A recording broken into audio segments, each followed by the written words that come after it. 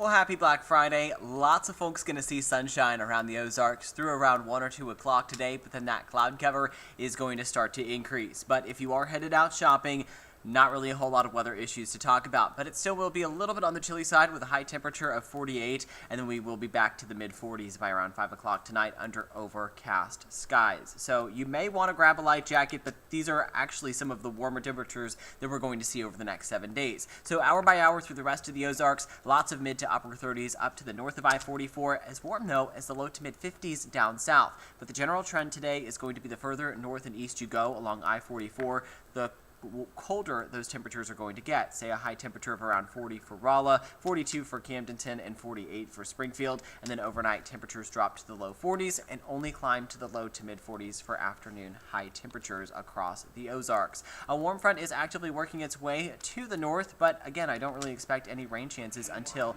after around midnight tonight, maybe slightly before that. But what's interesting here is that as that warm front lives further towards the north, our far eastern counties, talking about places like Phelps County, Dent County, Shannon County, all the way down into Oregon County, may end up getting in on a little bit of a wintry mix early on in this event because that warm front will arrive a little bit later there. But I don't expect any significant accumulations. At most, maybe a dusting on some of the elevated and grassy surfaces. That's not going to stick around for too long because then we very quickly transition back over to all rain behind the warm front and stay all rain throughout the majority of the day tomorrow. But for everybody, plan for off and on widespread light to moderate rain. At times it could be fairly heavy across the Ozarks before a cold front finally sweeps through, say around 4 to 6 o'clock tomorrow evening, and dries us out for the most part, but a few lingering flurries are certainly possible early Sunday morning.